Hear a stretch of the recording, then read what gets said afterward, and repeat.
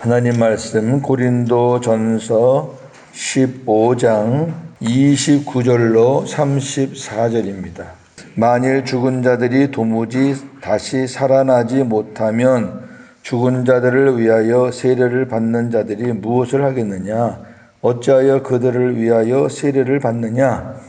또 어찌하여 우리가 언제나 위험을 무릅쓰리요? 형제들아, 내가 그리스도 예수 우리 주 안에서 가진 바 너희에게 대한 나의 자랑을 두고 단언하노니 나는 날마다 죽노라. 내가 사람의 방법으로 에베소에서 맹수와 더불어 싸웠다면 내게 무슨 유익이 있으리요? 죽은 자가 다시 살아나지 못한다면 내일 죽을 터이니 먹고 마시자 하리라. 속지 말라. 악한 동무들은 선한 행실을 더럽히나니 깨어 의를 행하고 죄를 짓지 말라. 하나님을 알지 못하는 자가 있기로 내가 너희를 부끄럽게 하기 위하여 말하노라. 아멘. 이번 주가 이제 취임 예배 겸 취임식이기 때문에 제가 한마디 드릴 때가 된 것 같아요. 제가 일부러 말을 좀 안 했어요. 제 문제인데 큰 것도 아닌데 사실은 취임 예배 취임식은 우리가 하나님 앞에서 약속하는 거예요. 약속. 거기에 의미가 있는 거지 뭐 다른 거 없어요. 여러분들은 그 취임받는 고목사한테 요만큼도 부담 갖지 마세요. 저한테 이렇게 선물하고 이러는 거 일체 거절합니다. 그렇게 아시고 하지 마세요. 어떻든 이번에 그 취임식 때 지금 교회 형편이 어려워요. 지금 사례받는 사람이 둘이라 그 사례 나가면은 그 재정이 1년에 한 달에 거의 없어요. 만 원 조금 넘게 들어온다고 그러던데 그러니까 어떻게 할까 생각했는데 요새는 생각만 해도 하나님이 도와주신다니까. 우리 어느 한 분이 식사 대접을 제가 하겠습니다. 또 우리 서울에 있는 친구, 또 우리 여기 있는 친구가 화분 큰 거 하나씩 하겠습니다. 그럼 이제 꽃꽂이 필요 없고 식대 괜찮고. 그래도 기념품을 해야 되는데 처음에 제가 하려고 그랬더니 또 한두 분이 아유 어떻게 그 취임 받는 사람이 합니까? 우리가 축하해 드리는 건데 이러면서 또 그 두 분이 기념품을 또 책임을 지겠대요. 돈 들 거 없잖아요. 그죠? 이제 서울에서 오시는 강사 목사님 요즘은 표고버섯 많이 나니까 교회에서 그 표고버섯 조그만 거 한 상자 선물해 드리면 돼요. 돈 드릴 거 없고. 우리 복음 전하는 친구들은 돈 주고받고 안 합니다. 최대한 안 합니다. 그리고 이제 교회에서 지출할 거는 요거 두 개는 교회에서 해야 되겠다 싶은 게 뭐냐면은 폐가 있어요. 요즘에 이제 이 폐가 흔해가지고 잘 안 받는데 저도 폐가 한 20, 30개 있던 거 다 갖다 버렸는데 우리 교회 정황상 폐는 하나 가지고 있어야 되겠다 싶어요. 하도 복잡한 교회니까. 지금도 고윤재 목사 취임하는 것에 대해서 별로 탐탁지 않게 생각하는 무리들이 있거든요. 제가 기도하면 알잖아요. 그러니까 어떤 증명이니까 하나님과의 약속과 또 교인들과의 약속이니까 증명이니까 폐는 하나 있어야 되겠다 싶어요. 그래서 제가 폐 하나 해달라고 그랬고요. 그 다음에 행사니까 현수막 붙여놓고 사진은 몇 장 찍어놔야 될 것 같아서 현수막 하나. 교회 지출은 현수막하고 폐 그거 두 개뿐입니다. 여러분 행사한다고 고목사가 돈 쓴다고 일체 생각하지 마시고 그렇게 하시면 되겠고 만약에 식사 봉사 하시는 분이 없거나 수건 봉사 하시는 분이 없었으면 제가 다 하려고 그랬어요. 근데 다행히 또 짐을 덜어주셔서 감사합니다. 꽃다발 같은 거 하지 마세요. 뭐하러 낭비스럽게 하지 마세요. 한두 분이 그래요, 저한테. 목사님 말씀은 참 좋은데, 목사님 한 시간 동안 말씀 전하는 거 보니까 우리가 안쓰러워요. 두고두고 전할 말씀 많으실 텐데, 조금 천천히 좀 그렇게 하세요. 그런 저한테 배려하는 말이죠. 고맙죠. 지난주 같은 경우는 진짜 힘들었거든요. 한국 나가서 그 장례 그 며칠 동안 그 일하고 오자마자 또 하루 있다가 이사하고 이삿짐 정리하고 저는 이렇게 이사해놓고 짐 정리 안 하면은 잠을 잘 못 자요. 그 완전히 정리해놔야 돼요. 저는 성격이. 지금 한번 우리 집 와보시면 깨끗합니다. 남자 혼자 사는 집이 아니에요. 우리 집은. 그 제가 이번 주일날 설교할 때 그래서 하나님 나 오늘 한 30분만 좀 하겠습니다. 너무 힘들어서 피곤해서 낮 예배 끝나고 집에 가서 그냥 잤어요. 너무 피곤해서. 근데 나중에 시간 보니까 1시간 했더라고요. 아휴, 하나님 조금 천천히 했으면 좋겠는데요. 주님이 주시는 마음을 제가 좀 정리해 드릴게요. 일반적인 교회는 주일 낮, 저녁, 수요, 금요, 또 구역, 새벽 각종 훈련들이 있어요. 그게 일반적인 교회 모습이에요. 저도 한국에 있을 때 다 그렇게 했어요. 근데 우리 교회는 주일 낮, 새벽밖에 없잖아요.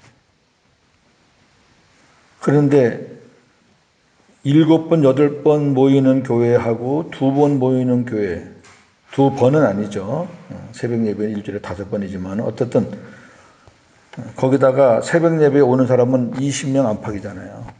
지금 몇 분들 이제 출장 나가서 좀 한 주간 빠지는데 그러니까 그러면 나머지 사람들은 주일 난 설교 한 번 듣잖아요. 그 주일 설교 한 번 듣는데 20분, 30분 설교해갖고 그거 되겠어요? 그 7번, 8번 모이는 교회를 어떻게 따라가겠어요? 물론 복음의 능력은 강하지만 그런 마음을 주님이 저에게 주셨기 때문에 어떤 프로그램이 생기기 전까지는 제가 낮 예배 설교가 조금 길 거예요. 그렇게 아시면 되고 그 다음에 왜 제가 이 새벽 예배를 많이 강조하냐면은 지금 우리 교회가 제가 복음을 전하기 시작하면서부터 이제 어떤 변화들이 이제 일어나고 있는데 그 말은 무슨 말이냐면은 저나 여러분이 그동안에 복음으로 안 살았다는 거거든요.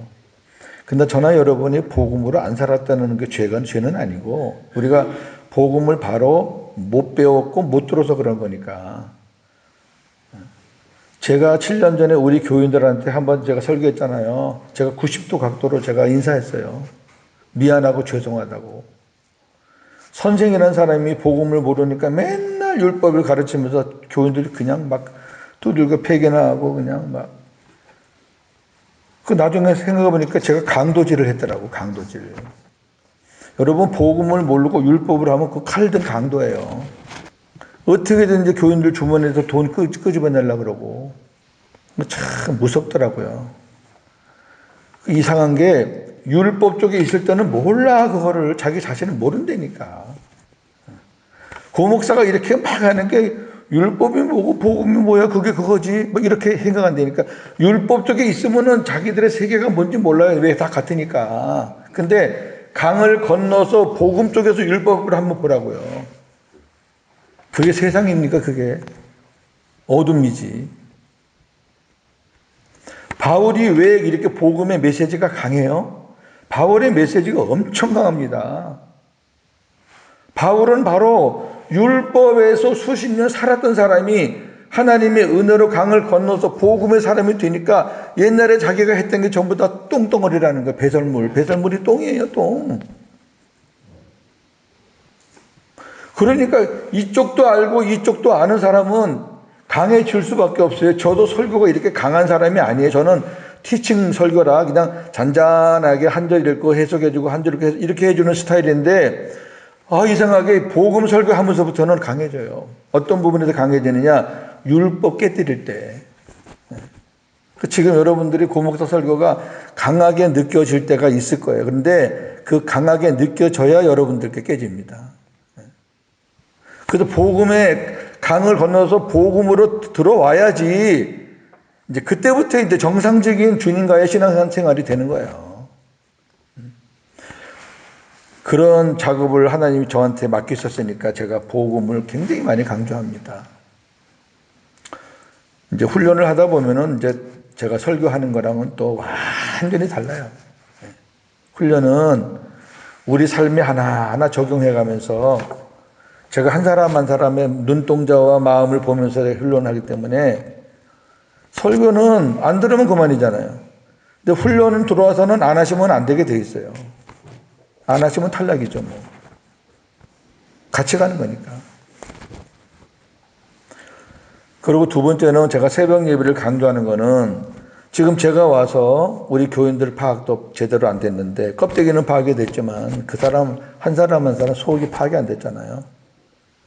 그래도 목사와 같은 비전을 공유해 한 사람이 같이 목사와 일을 하는 거지 목사가 동쪽으로 가다 그러는데 서쪽으로 간다 그러면 그 얼마나 힘들겠어요. 그 저는 일꾼은 굉장히 신중하게 임명을 합니다. 근데 검증할 수 있는 시간이 새벽기도밖에 없어요. 그 새벽기도 나오시는 분하고 일해야 돼요. 저는 어쩔 수 없어요. 이번에 임명만큼은 그래요. 내년에는 어떻게 될지 모르겠지만 그 제가 이제 취임 예배 때는 하나님 예배 드리는 거고 이제 취임식 때 이제 제 목회 소신을 발표하는 시간이 있는데 제가 쫙 얘기할 거예요. 네. 세 번째, 목회자는 세 가지 준비를 해야 된다 그래요. 항상. 네. 말씀 준비, 그 다음에 이사 갈 준비, 그 다음에 죽을 준비. 여러분 많이 들으셨잖아요. 언제 어떻게 될지 몰라요. 그래서 저는 어떻게든지 하나라도 더 여러분께 말씀을 전하고 복음을 전하고 싶고 언제까지 몰라요. 저는 시작부터 우리 교회에 미련을 갖고 시작한 사람이 아니에요. 지금도 동일해요. 앞으로도 동일할 거예요. 그러니까 옛날 어떤 목사 이렇게 끄잡아내는 식으로 그런 식으로 하시면 안 돼요. 그럼 하나님 앞에 혼나요. 저는 하나님의 손에 붙잡혀서 사역하는 사람이에요. 저는 확신하는 사람이에요. 그거. 저를 만약에 힘들게 하면 하나님을 힘들게 하는 사람이라 한국에서 저 힘들게 하다가 아주 그냥 몰수당한 사람들이 한둘이 아니라니까. 이런 말 하면 여러분들이 괜히 고목사가 겁준다 그러니까 제가 얘기를 안 하는 거라니까요. 죽은 사람서부터 풍 맞은 사람서부터 사업 다 꼴딱 뒤집어진 사람부터 여러분 복음을 전하는 사람은 하나님이 잡고 있는 사람이라니까. 하나님이 잡고 있는 사람 건들면 안 돼요. 그러니까 가만히 두세요. 제가 알아서 하나님이 그만둬라 그러면 그만둘 거고 그럴 거니까. 그 제 앞에서 얘는 하던 식으로 이렇게 막 까불면은 제가 행정적으로는 제가 무섭게 합니다. 설교는 복음은 하나님의 사랑이지만 하나님은 사랑도 있지만 공의도 있어요. 그러니까 행정적인 부분에서는 제가 철저하게 합니다. 제가 행정 공무원 출신이고 제가 병사계하고 세무과에 있었기 때문에 제가 재정 관리도 한눈에부터 보면 전 다 합니다. 장난치면 안 되고 그 덕에 제가 노예일 볼 때도 재정을 노예에서 제가 매덕을 관리하는 그 재정을 제가 몇 년을 받고요. 10원 하나 오차가 없었습니다. 그러니까 자꾸 고목사라고 그러죠. 같은 여러 가지. 그리고 언제 하나님 부르실지 모르잖아요. 언제 부르실지. 그러니까 이런 거 등등 해서 제가 어느 순간까지는 좀 말씀이 조금 길 수 있어요. 그건 하나님께서 우리 교인들에게 빨리 복음화가 되기를 원하는 마음으로 그렇게 하신다라고 생각하시면 되겠어요. 자, 오늘 말씀 보세요. 29절에 이상한 말이 있어요. 만일 죽은 자들이 도무지 다시 살아나지 못하면 죽은 자들을 위하여 세례를 받는 자들이 무엇을 하겠느냐? 어찌하여 그들을 위하여 세례를 받느냐? 아마 고린도 교회 안에서 죽은 자들을 위한 사후 세례식을 하는 모양이에요. 이거는 지금 천주교에서 하는 거예요. 천주교에서 하잖아요. 천주교에 나와서 미사를 참석했는데 그냥 일찍 가버렸어요. 그래서 그 사람에게는 세례명이 없는 거예요. 세례명을 주거든요. 그 사람들 세례 줄 때는 세례명을 줘요. 그래서 뭐 베드로, 뭐 요한 그런 다 세례명이 있어요. 천주교는 그런 사후 세례를 해요. 그 다음에 천주교는 또 죽은 사람들 영혼 결혼식도 해요. 그러니까 죽은 사람들을 위한 예식을 천주교는 지금도 많이 해요. 그러면 이제 그 같이 속한 교인들은 좋아하는 거예요. 일찍 죽어가지고 아쉬웠는데 그렇게 신부가 미사를 집례하면서 영혼 결혼식도 해주고 뭐 사후 세례도 베풀어 주니까 괜히 한쪽으로 서운한 게 없어지는 건데 그 전부 다 그것도 마귀짓이죠. 아니 무슨 죽은 사람한테 세례를 어떻게 줘? 세례가 뭔데? 예수와 함께 죽고 예수와 함께 사는 게 세례인데 죽은 사람한테 무슨 세례를 줘? 그 사람이 예수를 믿었나 안 믿었나 모르는데. 그리고 무슨 죽은 사람은 이미 음부나 낙원이나 가 있는데 무슨 결혼식을 해? 그러면 한 사람은 낙원가 있고 한 사람은 음부가 있으면 그렇게 결혼식을 해요? 그 어디서 만나야 되겠네. 음부하고 낙원하고 중간에 만나야 되겠네.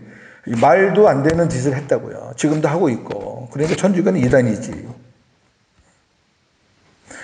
여러분 천주교 교리는 이단이에요. 그런데 천주교 교인까지 다 무조건 도매로 넘기지는 마세요. 천주교 교인들도 예수를 믿는 사람들이 많아요. 제가 만나보니까 제가 아차 싶더라고요. 그래서 그때부터 바꿨어요. 천주교 교리는 잘못됐지만 천주교 교인은 우리가 함부로 평가하면 안 된다. 마찬가지잖아요. 교회 안에 있다고 우리 개신교회 안에 있다고 다 구원받나요? 아니죠. 마찬가지죠.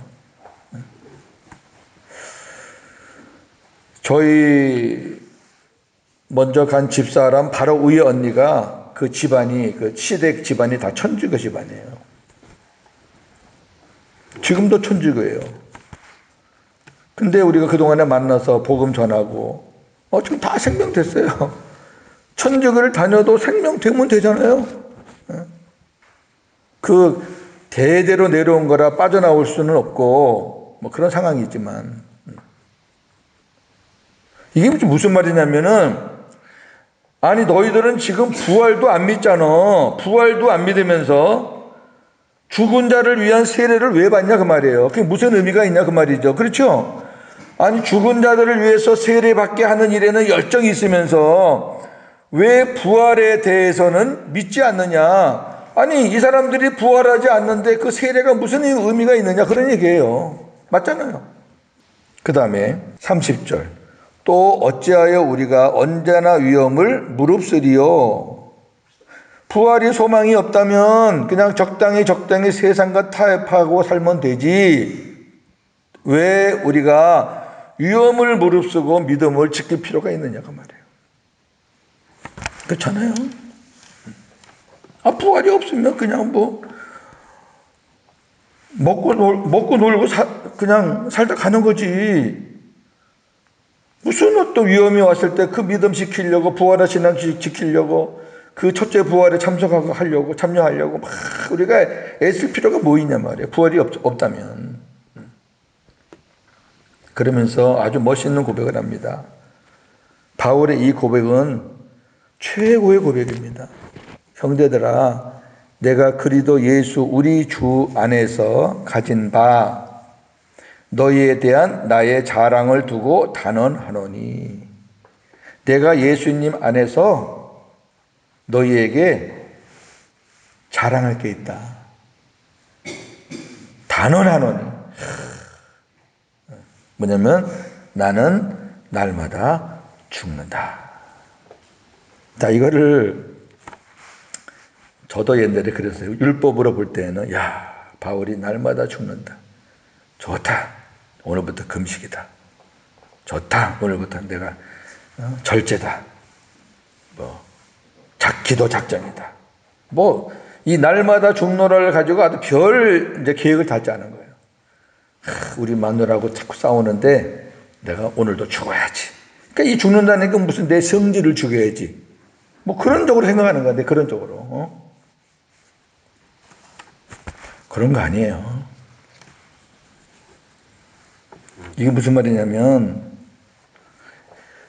예수 그리스도 우리 주 안에서예요. 가진 바. 이게 하여튼 지금 바울의 고백은요, 다 예수님 안에서 일어나는 걸 얘기하는 거예요. 내가 예수님 안에서 살고 보니까, 예수님이 내 안에서 사시니까, 내가 그동안에 살았던 모든 것들을 내가 통합해서 내가 자랑할 게 있다. 나는 날마다 죽는다. 이 말은 내가 날마다 죽는 것은 내가 날마다 죽어야 날마다 주님이 일하신다는 거예요.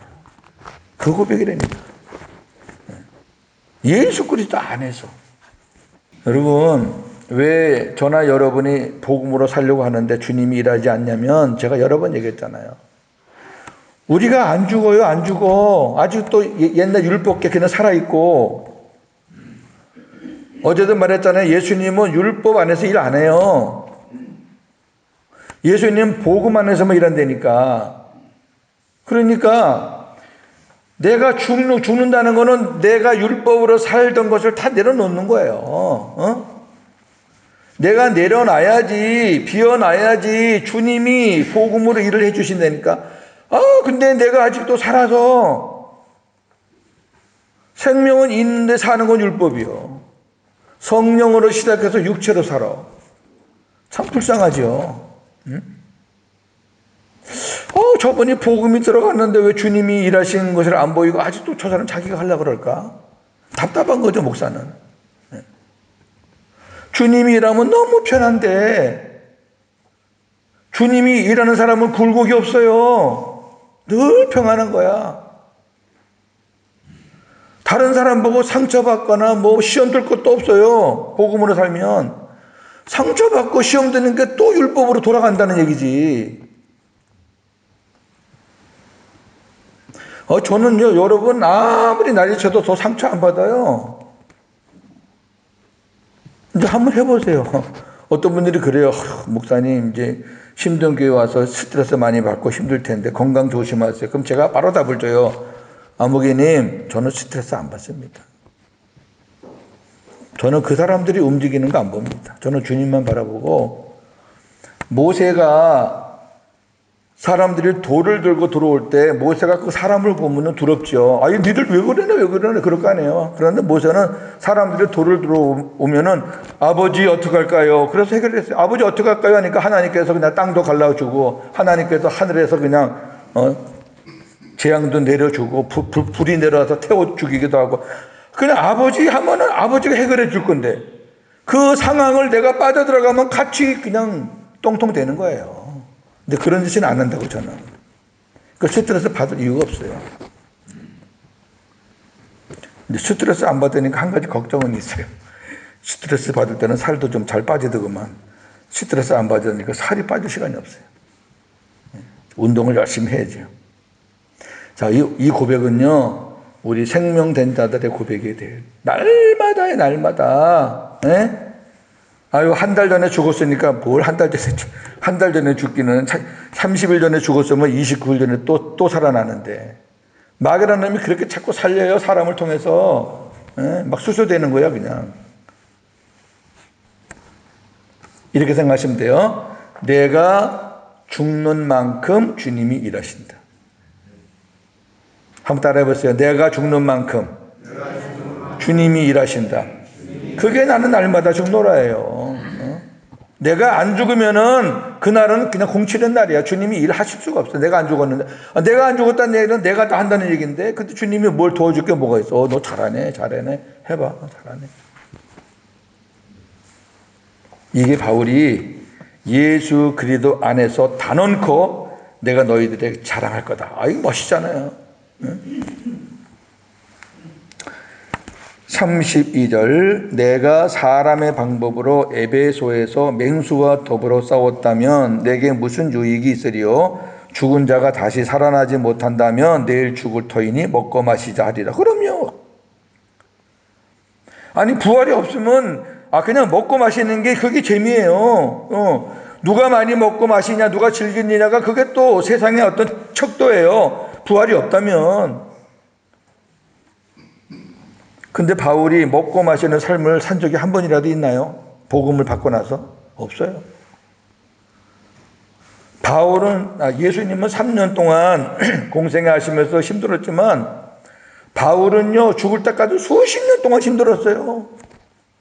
예수님은 갈릴리 지방을 중심으로 힘들었지만 사도 바울은 아시아와 유럽을 오가면서 힘들었어요. 왜 그랬냐면 왜? 그 중에서 에베소에서 일어난 일을 얘기하는 거예요. 에베소에서 맹수가 싸웠으니까 무슨 사자나 호랑이가 싸운 거 아니고요. 자, 우리 사도행전 19장 넘어갔다 옵시다. 자, 8절부터 제가 몇 절 읽어드릴게요. 바울이 회당에 들어가 석 달 동안 담대히 하나님 나라에 관하여 강론하여 하며 권면하되 어떤 사람들은 마음이 굳어 순종하지 않고 무리 앞에서 이 도를 비방하거늘 바울이 그들을 떠나 제자들을 따로 세우고 두란노 서원에서 날마다 강론하니라 그랬어요. 에베소 교회거든요. 1절에 보면 에베소에 와서 19장은 에베소 교회 전도예요. 에베소 전도예요. 근데 이 에베소에는 아데미 신전이라는 3대 불가사의 중에 하나가 있어요. 그 당시에 지금은 불가사의가 너무 많으니까 그 불가사의 끼지도 못하고 옛날에 그 당시에 불가사의 중에 하나인데 어마어마하게 크다 그래요. 그 안에 공창들이 수천 명이나 있었고. 그러니까 이방 신전, 우상을 섬기는 신전은 전부 다 공창이 있어요. 그래갖고 일부는 그 신이라는 것한테 제사를 드리고 이부는 남자 여자 뒤엉켜서 노는 거예요. 근데 그들을 놀리는 이겁니다. 그렇게 놀고도 그들은 죄의식이 없는 게 그렇게 노는 게 제사의식인 거예요. 왜 그러냐면은 이 로마 신이나 헬라 신은 성별이 구분돼요. 남자 신, 여자 신이 있잖아요. 제우스는 남신이고 비너스 신은 여신이잖아요. 이렇게 남신, 여신이 있는데 그 남신, 여신이 기분이 좋아야 인간에게 복을 준다는 거예요. 여러분 이걸 원리를 아셔야 돼요. 기분이 좋아야지 인간들에게 막 복을 준다는 거예요. 근데 그 남신, 여신들이 뭘 보고 기분 좋아하냐면은 이 땅에서 남자와 여자들이 재미있게 놀고 막 그건 희락이 아니지 뭐라 그래 그거. 하여튼 뭐 그런 음란한 짓을 하면서 막 그렇게 해서 이 신들을 흥분시켜야 된다는 거예요. 그러면 신들이 너무너무 흥분돼가지고 신들끼리 또 막 또 이렇게 쾌락을 누리면서 자기들이 기분 좋으면 인간에게 복을 많이 준다는 거예요. 여러분 그런 원리이니까 이 사람들이 하는 행위는 죄의식이 없어요. 그 제사의식이 되니까. 거기에 빠지면 그렇게 돼요. 거기에 빠지면. 지금 통일교가 어떻게 돌아가는지 잘 모르겠어요. 문선명 죽은 다음에 어떻게 돌아가는지 모르겠는데 문선명 살아있을 때는 그 합동 결혼식이라 그래가지고 아주 이상한 짓 했어요. 남자와 여자가 만나도 그날 밤 자기 부인, 자기 남편하고 같이 못 지내요. 몇 개월 동안 분리해서 이렇게 분방하면서 통일교 교리를 주입을 받아요.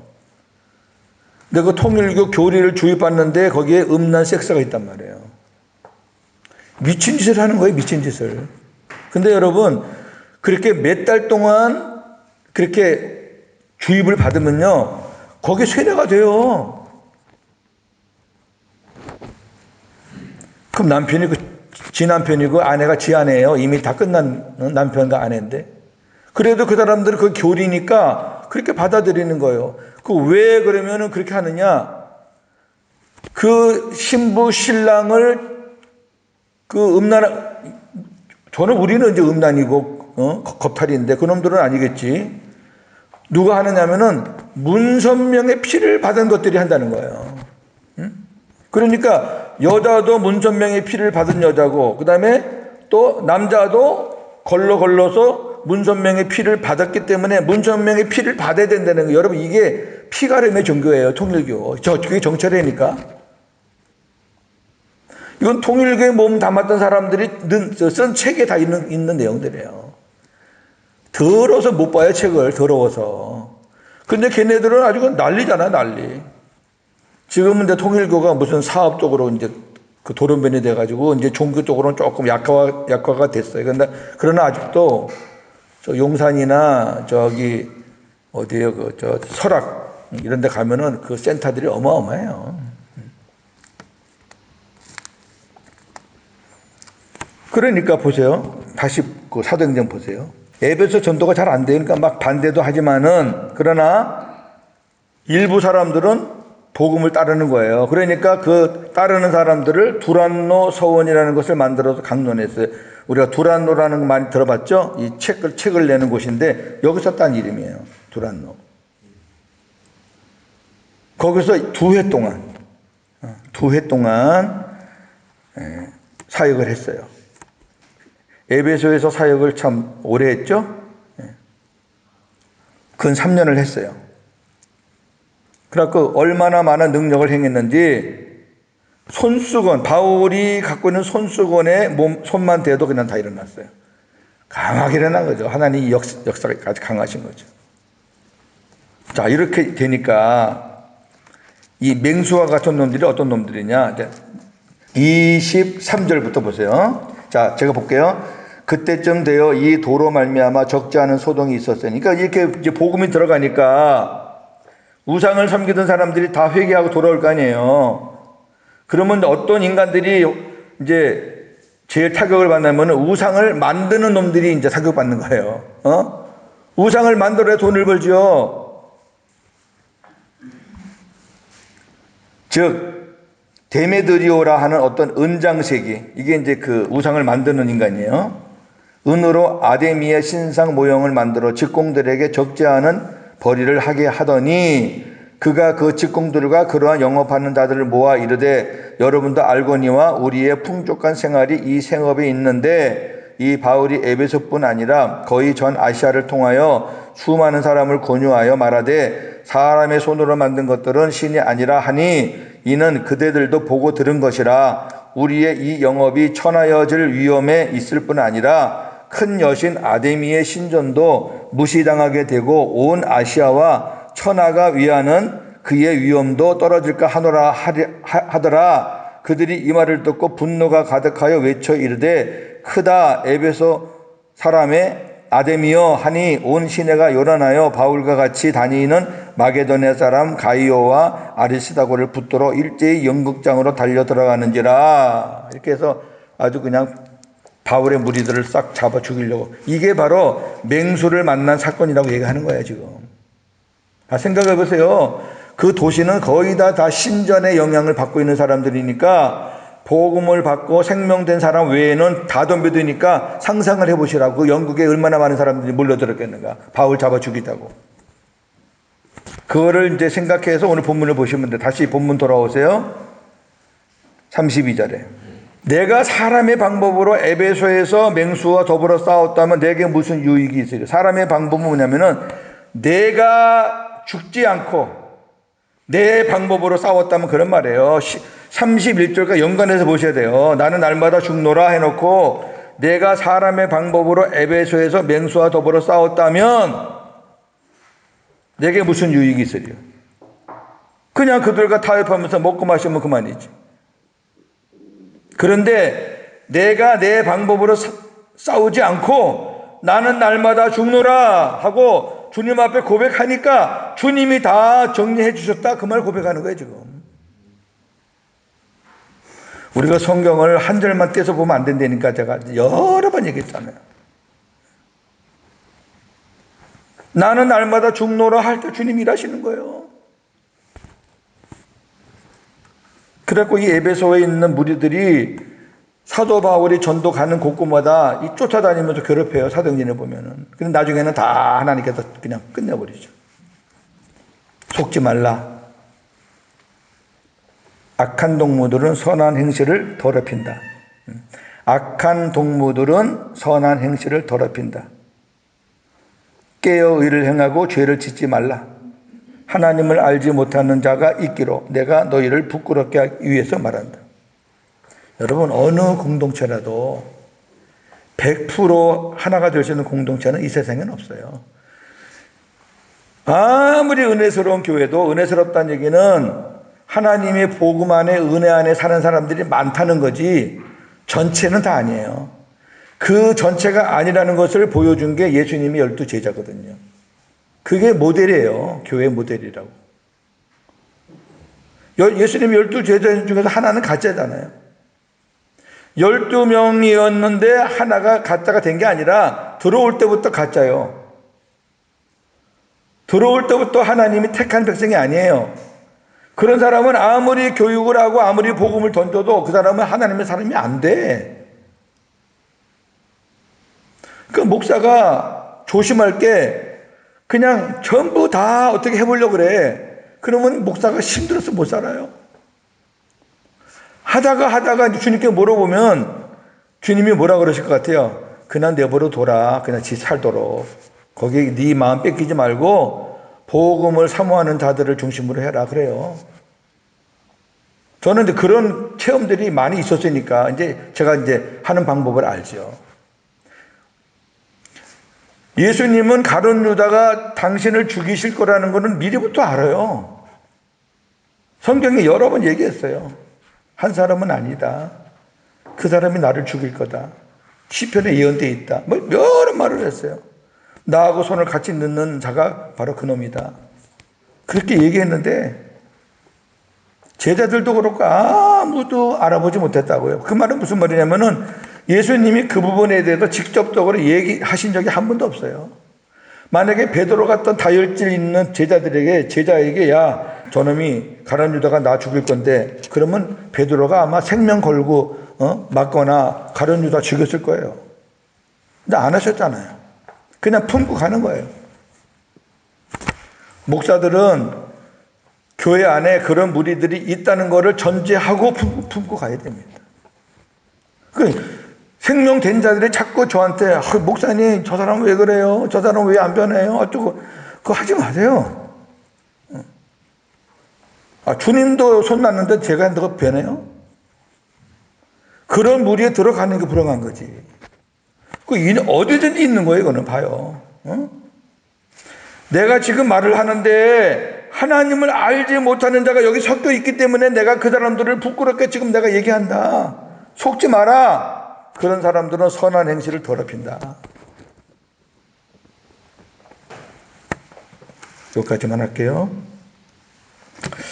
앞으로 한 3시간 정도는 더 해야지 부활이 끝날 것 같아요.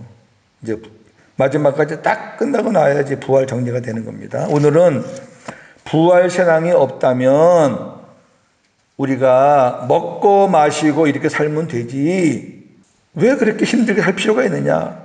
우리가 그렇게 싸우는 믿음의 싸움을 싸우는 이유는 우리에게 부활의 소망이 있기 때문이고 그리고 이 믿음을 끝까지 지키려고 하는 것은 그 첫째 부활에 가기 위함이고 영적 싸움은 내가 싸우는 게 아니라 주님 나는 못합니다 하고 내려놓을 때 나는 죽었습니다. 내려놓을 때 주님이 싸워주시는 게 영적 싸움이다. 그걸 얘기하는 거예요 오늘이요.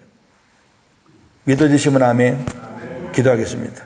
하나님 아버지 감사합니다. 오늘도 우리에게 귀한 복음의 말씀을 주셔서 감사합니다. 그렇습니다. 우리 오늘 귀한 복음을 하나 들었습니다. 나는 날마다 죽노라.